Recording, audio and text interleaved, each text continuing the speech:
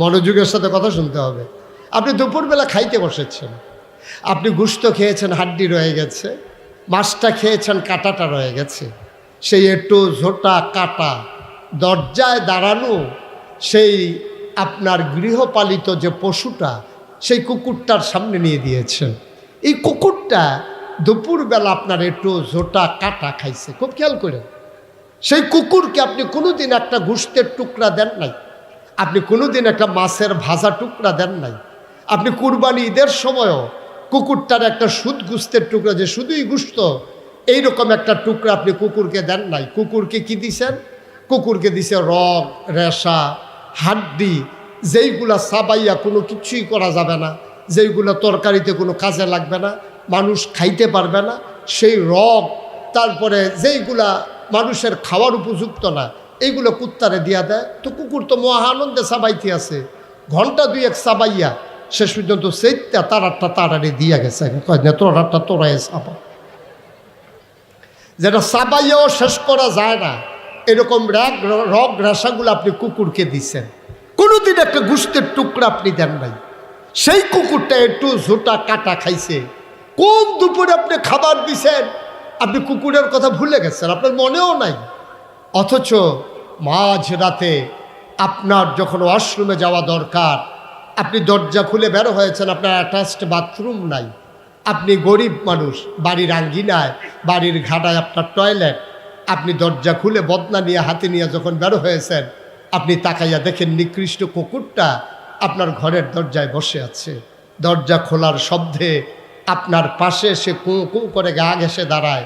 আপনি যেন কুকুরটারে মনের আনন্দে প্রশ্ন করেছেন, এই সব ঘুমিয়ে পড়েছে, পাখিগুলো আপন নিরে, গরুগুলো গোয়াল ঘরে, শিশুরা মায়ের বুকে মুখ রেখে ঘুমায়, প্রিয়তম স্বামী প্রিয়তমা স্ত্রীকে নিয়ে ঘুমায়, তোমার ঘুম নাই? কুকুরকে আপনি জিজ্ঞেস করেছেন, কুকুরটা কু কু করে আপনাকে জবাব দিছে, আপনি বুঝেন নাই। কুকুর কি বলছে জানেন? কুকুরটা আপনারে বলে দিয়েছে, মালিক আমার, আমি তো নিমক হারাম, আমি যার নিমক খাই তার গুণ গাই, আমি আপনার নিমক খেয়ে বড় হয়েছি, আপনার হাড্ডি কাটা ঝোটা এইগুলা খাই আমি জীবন ধারণ করেছি।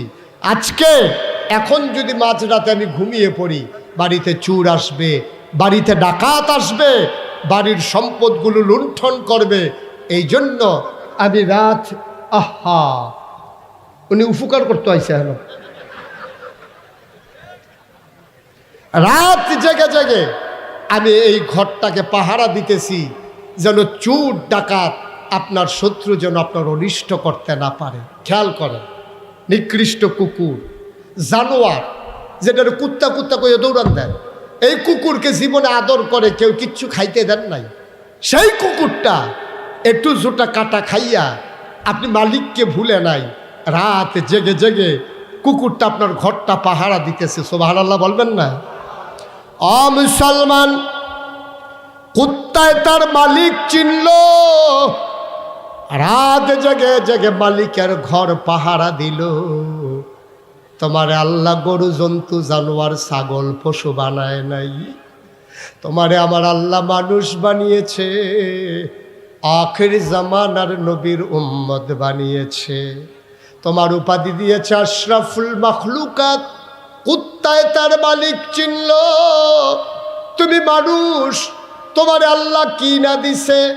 তোমারে তো আল্লাহ একটা কুকুর বানাই ফেললে পারত, তিনি তো তা করলেন না, তোমাকে মানুষ বানাইলেন, তোমার মাথার উপরে আকাশ দিলেন খুঁটি ছাড়া, জমিন দিলেন সমতল করে, পাহাড় দিলেন ওই দুনিয়ার পেরেগের মাথা করে। তুমি যদি বলো কোন পাহাড়, খাগড়াছড়ি, বান্দরবন, রাঙ্গামাটি, ময়নামতি, ক্যান্টনমেন্ট, ঘুরে ঘুরে দেখো ওই যে পাহাড়ের সারি, এইগুলা পাহাড় না, এইগুলা পৃথিবী স্থিতিশীল করে দেওয়ার জন্য আল্লাহ যে পেরেক মেরেছেন, ওই পাহাড়গুলো হলো পেরেগের মাথা। বলো সুবহানাল্লাহ। কি না দিল তোমার আল্লাহ? এক নম্বরে তোমারে মানুষ বানাইলো, আকাশ দিল খুঁটি ছাড়া, জমিন দিল সমতল করে, পাহাড় বানাইলো পেরেগের মাথা করে, কুলু কুলু বেগে বয়ে যাওয়া নদী দিল, নদীর ভিতরে পানি, পানির ভিতরে মাছ, নদীর কিনারে গাছ, গাছের ভিতরে ফুল, ফুলের পরে ফল, নারিকেল গাছের মাথায় ডাব, ডাবের ভিতরে শরবত, আখের ভিতরে রস, সব তোমার আল্লাহ দিল। তোমারে মানুষ বানাইলো, তোমার নিরাপদ আশ্রয়ের জন্য ঘর বানাই দিল, তোমার কামাই রোজগারের জন্য সন্তান বিদেশ পাঠাইল, সেই বিদেশি সন্তান তোমার জন্য আরামের কম্বল পাঠাইল। ফজরের আজান পড়ে গেল, মসজিদের মিনার থেকে মুয়াজ্জিন ডেকে বলে হাইয়া আলাস সালাহ, হাইয়া আলাল ফালাহ, আসসালাতু খায়রুম মিনান নাওম। তোমার এমন করে ডাকলো, তুমি কম্বল মুড়ি দিয়া ঘুমাইলা। কুত্তায় রাত জেগে জেগে তার মালিকের ঘর পাহারা দেয়, আর তোমাকে আল্লাহ বলে দিলেন ঘুমাও, নাক ডেকে ঘুমাও, আরামের ঘুম ঘুমাও। ফজরের আজান শুনলে জেগে উঠো, তুমি তাও পারলাম না, তুমি ঘুম থেকে জাগতে পারলা না, নাক ডেকে ঘুমাইলা। আল্লাহ কয় উলাইকা কাল আনআম, ওরা চতুষ্পদ জানোয়ারের মতো। আল্লাহ কয় না বাল হুম আদাল, এটা জানোয়ারের চাইতে আরো নিকৃষ্ট। যেই মানুষটা সারা রাত ঘুমানোর পরে ফজরের সময় জাগতে পারল না, জুহরে মসজিদে গেল না, আসর গেল খেলতামাশায়, মাগরিব গেল চায়ের স্টলের আড্ডায়, আশার নামাজ গেল আরাম করতে করতে। আল্লাহ কউলাইকা কালানাম, ওরা চতুষ্পদ জানোয়ারের মতো। আল্লাহ কয় না বাল হুম আদাল, এটা জানোয়ারের চাইতে আরো নিকৃষ্ট, ঠিক কিনা?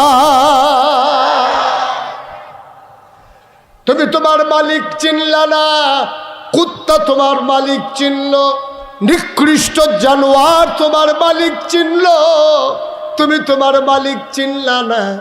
ও মুসলমান, নাম মুসলমান হওয়া যত একেবারে স্বাভাবিক, কিন্তু ঘোষণা দিয়ে দেওয়া ইন্নানি মিনাল মুসলিমিন, আমি মুসলমানের মাঝ থেকে একজন। কোয়ান্টিটি নয়, কোয়ালিটি দিয়া, শুধু নামে নয় বৈশিষ্ট্য দিয়া, সুকুমার বৃত্তি লালনের মাধ্যমে, পশু প্রবৃত্তি দমনের মাধ্যমে আজকে বাংলাদেশ শুধু নয়, গোটা বিশ্বের বুকে মানুষের মতো মানুষের বড় অভাব। আজকে তাহাজিবুল উম্মাহ ফাউন্ডেশনের আজকের এই মাহফিল থেকে এক নম্বরে সিদ্ধান্ত নিতে হবে, আমরা মানুষের মতো মানুষ হতে চাই, ঠিক কিনা? আমরা মানুষের মতো মানুষ হতে চাই।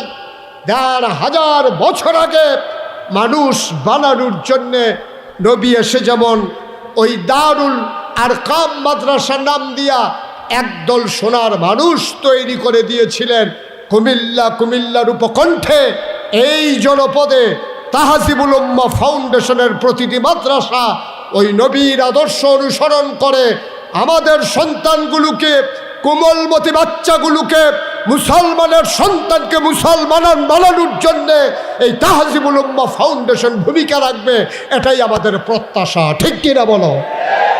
এটাই আমাদের নিজেদের চাওয়া। যে লক্ষ্য নিয়ে তাহাজিবুল উম্মাহ ফাউন্ডেশন প্রতিষ্ঠা হয়েছে, যে লক্ষ্য নিয়ে হিফজুল কোরআন মাদ্রাসা প্রতিষ্ঠা হয়েছে, যেই লক্ষ্য নিয়ে দাখিল মাদ্রাসা তার কার্যক্রম চালিয়ে যাচ্ছে, একটাই লক্ষ্য, মানুষ বানানো। নবী পাঠানোর একটাই দায়িত্ব, মানুষকে মানুষ বানানো। ওই জুমার খুতবা একটাই কাজ, মানুষকে মানুষ বানানো। আজকের এই মাহফিল একটাই লক্ষ্য, মানুষকে মানুষ বানানো। বক্তব্য, মাদ্রাসা, কিন্ডারগার্টেন, প্রতিষ্ঠান, যা কিছু দেখো, ইসলামী সাহিত্য, এই কোরআন, এই সুন্নাহ, সব কিছুর একটাই লক্ষ্য, মানুষকে পশু হতে মানুষ বানানো, ঠিক কিনা বলেন? আফসোস হচ্ছে ৫৩টা বছর হলো আমার এই বাংলাদেশ স্বাধীন হয়েছে। ৭১ থেকে ২০২৪, ৫৩টা বছর এই বাংলাদেশ স্বাধীন হলো, কিন্তু আজও শতকরা ৯২ জন লোক মুসলমানের দেশে আমরা কি দেখি? গত কয়েক বছর আগে আপনাদের নিশ্চয়ই মনে থাকার কথা, ঢাকা ইউনিভার্সিটির এক প্রফেসর, এটা কিন্তু চারটিখানি কথা না, ঢাকা ইউনিভার্সিটির প্রফেসর মানে এটা অটো চালায় না, রিক্সা চালায় না। আপনি মনে করেন না হয়তো অটো ড্রাইভার, রিক্সা ড্রাইভার, হ্যাঁতে অনেক লেখাপড়া করে ঢাকা ইউনিভার্সিটির প্রফেসর হয়েছে। ঢাকা ইউনিভার্সিটিতে একটা ছেলে চান্স পাওয়া, এটাই তো বিরাট ব্যাপার। তারপরে সে ঢাকা ইউনিভার্সিটির প্রফেসর, বিরাট বড় বুদ্ধিজীবী। এখন সেই লোক কি বলছে আপনাদের মনে আছে কি না জানি না, এটা নিয়ে সুরগুর গেছিল তখন। সেই লোক একদিন বলতেছে এক সেমিনারে, যারা পর্দা করে, এই যে আজকে আমাদের মেয়েরা যারা বুরকা পেল, ছেলেরা তো পাগড়ি পাইছে,